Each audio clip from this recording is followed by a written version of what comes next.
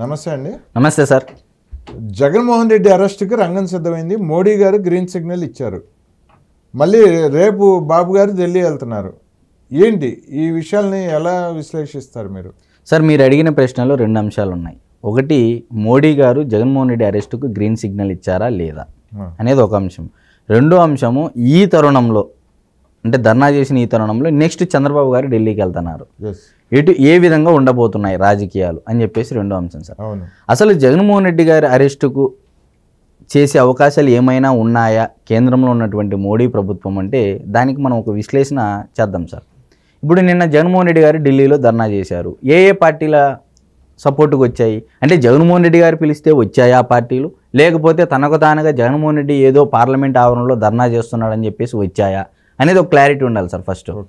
ఇప్పుడు జగన్మోహన్ రెడ్డి గారు తనకున్నటువంటి గతంలో ఉన్నటువంటి పరిచయాలు అంటే, విజయసాయి రెడ్డి గారు గతంలో లాబింగ్ చేశారు, అది అందరికీ తెలిసిన విషయమే. మరి ఇటువంటి సమయంలో అక్కడ ఉన్నటువంటి ఎంపీల పరిచయాలతో వివిధ పార్టీల అంటే అఖిలేష్ యాదవ్ సమాజ్వాదీ పార్టీ అధినేత అఖిలేష్ యాదవ్ ఉత్తరప్రదేశ్కు, తృణమూల్ కాంగ్రెస్ నుంచి కొంతమంది, అదేవిధంగా ఉద్ధవ్ ఠాక్రేకి సంబంధించిన పార్టీ వాళ్ళు కొంతమంది,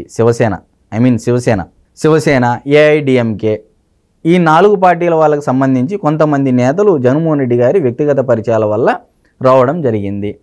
నిన్న అఖిలేష్ యాదవ్ గారు కూడా స్పష్టంగా చెప్పడం జరిగింది, జగన్మోహన్ రెడ్డి గారు నన్ను ఆహ్వానించినందువల్లే నేను వచ్చి ఇక్కడ కూర్చున్నానని చెప్పి చెప్పడం జరిగింది. అంటే అక్కడ క్లారిటీ అంటే, వచ్చిన ప్రతి వారు ఎవరు జగన్మోహన్ రెడ్డి గారు చేసే ధర్నాకు పిలవకుండానే రాలేదు, పిలిస్తేనే వచ్చారనేది ఒక క్లారిటీ. అవును, అక్కడ ఒక క్లారిటీ ఉంది సార్.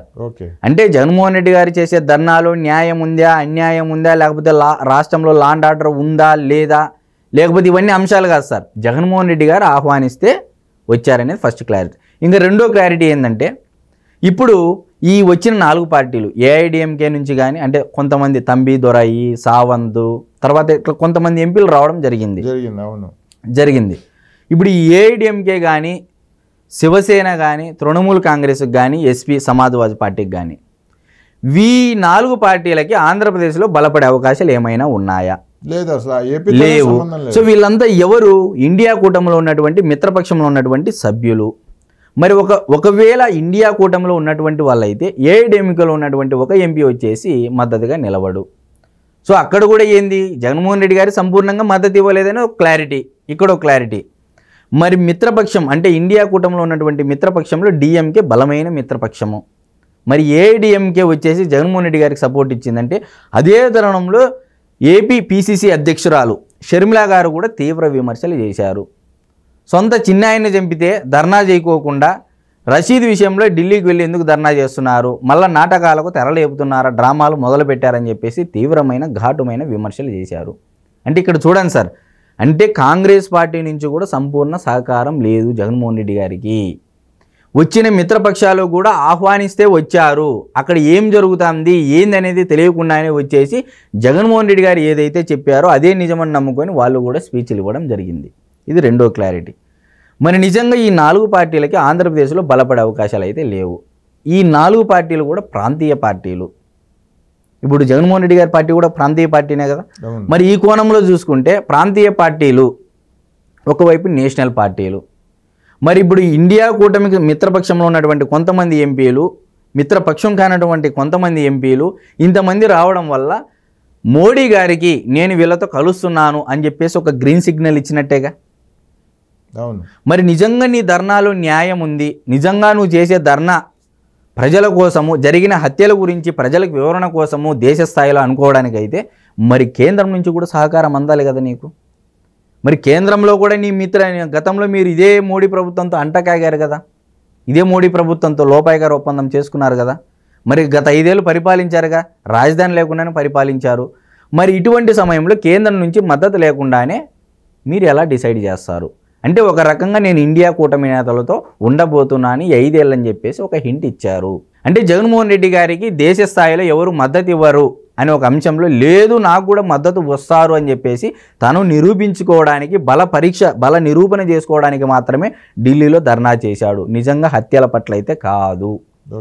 ఒకవేళ నిజంగా హత్యల పట్ల జరిగినట్లయితే 36 మంది పేర్లు చదవలేదు. ఈ 36 మంది పేర్లు వైఎస్ఆర్సీపీ పార్టీతో ఏమైనా సంబంధం ఉందంటే అది చెప్పలేదు. Lokesh Reddy book Chandrababu Naidu son, Lokesh Reddy book Chandrababu Naidu son. ఇదే నామస్మరణ 36 సార్లు సుమారుగా చేసే ఉంటారు. మరి ఇటువంటి సమయంలో జగన్మోహన్ రెడ్డి గారి అరెస్టుకు జగన్మోహన్ రెడ్డి గారి గ్రీన్ సిగ్నల్ ఇచ్చారు. నన్ను అరెస్ట్ చేసుకో, మళ్ళీ సింపతి డ్రామాలు మొదలు పెడతాను. ఓకే, అంతే కదా సార్. ఇప్పుడు ఇండియా కూటమి నేతలు నీకు మద్దతు వచ్చి తెలిపారు అంటే, నువ్వు నాకు సపోర్ట్ ఇవ్వకపోతే రాజ్యసభలో నాకు 11 మంది సభ్యుల బలం ఉంది, నేను ఇండియా కూటమి నేతలతో కలుస్తాను, వాళ్ళ బిల్లులకు మద్దతు ఇస్తాను, నువ్వు అరెస్ట్ చేసుకుంటే చేసుకో అని చెప్పేసే కదా ఒక రకంగా ఇండైరెక్ట్గా సిగ్నల్ ఇచ్చినట్టేగా మోడీ గారికి. అవును. మరి ఇప్పుడు మోడీ గారు కూడా ఎటువంటి చర్యలు తీసుకుంటారనేది మనం వేచి చూడాలి. మరో కోణంలో ఏంటంటే, ఇప్పుడు ఎమ్మెల్సీలు కానీ రాజ్యసభ సభ్యులు కానీ వైఎస్ఆర్సీపీకి చెందిన వాళ్ళందరూ టీడీపీకి బీజేపీకి టచ్లోకి వచ్చేసారు.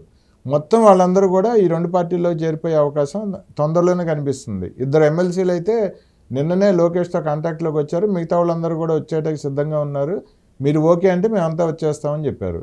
సో ఇక జగన్మోహన్ రెడ్డి అవసరం రాజ్యసభలో బీజేపీకి కూడా లేదు.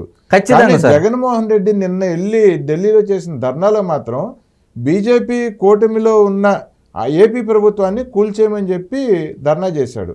సో ఖచ్చితంగా బీజేపీకి ఇది కంటకింపే కదా, బీజేపీకి తెలుసు కదా అసలు ఇక్కడ జరుగుతున్న. ఇప్పుడు బీజేపీ పార్టీకి ఒక క్లారిటీ ఉంది సార్. నిజంగా చంద్రబాబు నాయుడు గారి ప్రభుత్వం అవినీతి చేసినట్లయితే, గతంలో ఇదే చంద్రబాబు నాయుడు గారి ప్రభుత్వం మీద జగన్మోహన్ రెడ్డి గారు అధికారంలోకి రాకముందు 6 లక్షల కోట్ల అవినీతి అన్నారు. అవును, పుస్తకాలు ప్రచురించారు, పంచారు, పోలవరాన్ని ఏటీఎంగా వాడారని చెప్పి కూడా చెప్పడం జరిగింది. అన్ని రకాలుగా చెప్పారు సార్. చంద్రబాబు గారిని విమర్శించారు, పోనీ ఏదైనా నిరూపించారా? కొండను దవ్వితే ఎలకను పట్టలేక, కనీసం ఆ ఎలక మీద ఉన్నటువంటి ఎంట్రుకును కూడా పట్టలేక, ఆధారాలు లేక స్కిల్ డెవలప్మెంట్ కేసులో నిరాధారమైన ఆరోపణలు పెట్టుకొని, కేవలం ఆరోపణ సార్, ఆరోపణ, ఆధారాలు లేకుండా ఆరోపణలు పెట్టుకొని అర్ధరాత్రి పూట నంద్యాలలో అరెస్టు చేయడం జరిగింది. అవును. పోనీ 53 రోజులు ఏమైనా ఆధారాలు చూపించారంటే లేదు. ఒక గత మాజీ ముఖ్యమంత్రి నిబంధనలను ఉల్లంఘించి 17A అంటే గవర్నర్ అనుమతి లేకుండా ఎలా వీళ్ళు అరెస్టు చేశారు? ప్రోటోకాల్ కూడా నిబంధనలు ఉల్లంఘించారు. మరి ఇన్ని జరిగిన తర్వాత కూడా సెంట్రల్లో ఉన్నటువంటి కేంద్రంలో అధికారం ఉన్నటువంటి మోడీ ప్రభుత్వము ఏ విధంగా ముందుకెళ్తాది? ఇప్పుడు జగన్మోహన్ రెడ్డి గారికి మద్దతు ఇస్తే, అంటే జగన్మోహన్ రెడ్డి గారిని ఇంకా బయట ఉంచితే, కేంద్రంలో ఉండే మోడీ సర్కారు ఇంకా జగన్మోహన్ రెడ్డి గారితో అంటకాగుతూనే ఉంటుందా అనే అభిప్రాయము ఇప్పటికీ ఆంధ్రప్రదేశ్ రాష్ట్ర ప్రజల్లో బలంగా ఉంది. ఖచ్చితంగా సార్. ఈ విషయంలో ఎందుకంటే గత 5 ఏళ్లలో ఎన్ని చేసినా, ఎన్ని అరాచకాలు అక్రమాలు చేసినా సాక్షాత్తు చంద్రబాబు నాయుడు గారి ప్రత్యక్ష సాక్షి. ఎటువంటి ఆధారాలు లేకుండా కేసులు పెడతారనే దానికి చంద్రబాబు నాయుడు గారి ప్రత్యక్ష సాక్షి. మరి ఇంతకంటే ఏం ఉదాహరణ కావాలి? ఈరోజు నీ మీద 307 సెక్షన్ అంటే అటెంప్ట్ మర్డర్ కేసు ఉంది, అది కూడా ఒక ఎంపీ పెట్టారు, అది A3గా పెట్టారు, అయినా ఇప్పటికీ అరెస్టులు లేవు. అంటే అటు రాష్ట్రంలోనూ ఇటు కేంద్రంలోనూ అలసత్వం దేనికి? జగన్మోహన్ రెడ్డి గారి మీద. మరి ఇప్పుడు మీరు ఏమీ పీకలేరు, కేంద్రంలో మోడీ అయినా రాష్ట్రంలో చంద్రబాబు నాయుడు అని చెప్పేసి ఇండియా కూటమి నేతల మద్దతుతో జగన్మోహన్ రెడ్డి ఢిల్లీ వేదికగా ఒక హింట్ ఇస్తున్నాడా? అంతే కదా సార్. అవును, ఖచ్చితంగా. ఇప్పుడు కేంద్రంలో ఉన్నటువంటి మోడీ సర్కార్ అంటే బీజేపీ సర్కార్, ఎన్డీఏ కూటమి ఎటువంటి చర్యలు తీసుకుపోతా ఉంది? ఇప్పుడు సవాల్ ఇసిరాడు, నాకు మద్దతు ఉన్నారు, మీరేం పీకలేరు, నాకు ఇంతమంది సభ్యుల మద్దతు ఉందంటే నేను నెక్స్ట్ వెళ్ళేది ఇండియా కూటమే, మీ పని అయిపోయింది, మోడీ పని అయిపోయింది అని చెప్పేసి ఇండైరెక్ట్గా చెప్తా ఉన్నాడు జగన్మోహన్ రెడ్డి గారు. సో ఇట్లాంటి ఉడతూపులకి జగన్మోహన్ రెడ్డి ధమ్కీలకి మోడీ దడుస్తాడా? మోడీకి తెలియదా ఈయన చేసిన అరాచకాలు, ఈయన చేసిన హత్యలు? వివేకా గారి హత్యలో జగన్మోహన్ రెడ్డి హస్తం, భార్యతో సహా వీళ్ళిద్దరు హస్తం ఉందని మోడీ గారికి ఒకవైపు ఇదే తరుణంలో రెండో అంశం మనం ఇందాక చెప్పే అంశం. ఇదే సమయంలో చంద్రబాబు గారు ఆయన రిటర్న్ వచ్చిన తర్వాత ఢిల్లీ నుంచి ఇప్పుడు చంద్రబాబు గారు 27వ తారీఖు 28వ తారీఖు ఢిల్లీకి వెళ్ళబోతా ఉన్నారు. ఒకవైపు ఏమో అసెంబ్లీలో ఏం చెప్పారు, వివేకానంద రెడ్డి గారి కేసు త్వరలో తేల్చేస్తామని చెప్పేసి కూడా చెప్పడం జరిగింది.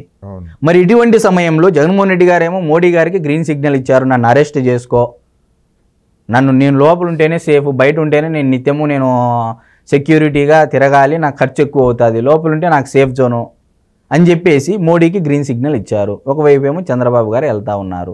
ఏం జరగబోతా ఉంది అనేది ఒక ఉత్కంఠమైన ఆసక్తికరమైన రాజకీయ పరిణామాలు రేపు రాబోయే రోజుల్లో చూడబోతా ఉన్నాం ఆంధ్రప్రదేశ్ రాష్ట్రంలో.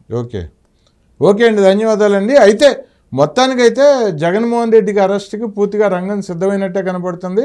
నిన్న ఏపీలో అసెంబ్లీలో జరిగిన శ్వేతపత్రంలో కూడా లిక్కర్ మీద 1,00,000 కోట్ల పైన దోపిడీ చేశారనేది ఈడీకి పూర్తి ఆధారాలతో సహా ఇవ్వబోతున్నారు చంద్రబాబు గారు. రేపు ఆ ఫైల్స్ అన్నీ కూడా తీసుకెళ్తున్నారు అనేది మాకు అందిన సమాచారం. సో ఈడీ కేసులో కనుక జగన్మోహన్ రెడ్డి కనుక ఒక్కసారి కనుక ఇరుక్కున్నారంటే దాదాపు 1.5 సంవత్సరం పైగా ఇక ఆయనకి బెయిల్ రాదు. ఎందుకంటే 100 కోట్ల రూపాయల కేసులో కల్వకుంట్ల కవిత కానీ 100 కోట్ల లిక్కర్ కేసు, అలాగే 100 కోట్ల అదే లిక్కర్ కేసు 100 కోట్ల స్కామ్లో కేజ్రీవాల్ గారు కానీ ఇప్పటికే 4.5 నెలలు అవుతుంది, వాళ్ళకి బెయిల్ రాలేదు. సో ఈ 1,00,000 కోట్ల పైగా జరిగిన కుంభకోణంలో అయితే జగన్మోహన్ రెడ్డికి 4 ఏళ్ళు పట్టొచ్చు, 5 ఏళ్ళు పట్టొచ్చు బెయిల్ రావడానికి. ఈడీ కేసుల నుంచి ఆయన బయటపడే పరిస్థితి అయితే లేదు. చూద్దామండి జరగబోయే పరిణామాలతో మళ్ళీ మాట్లాడుకుందామండి. Thank you. నమస్తే అండి.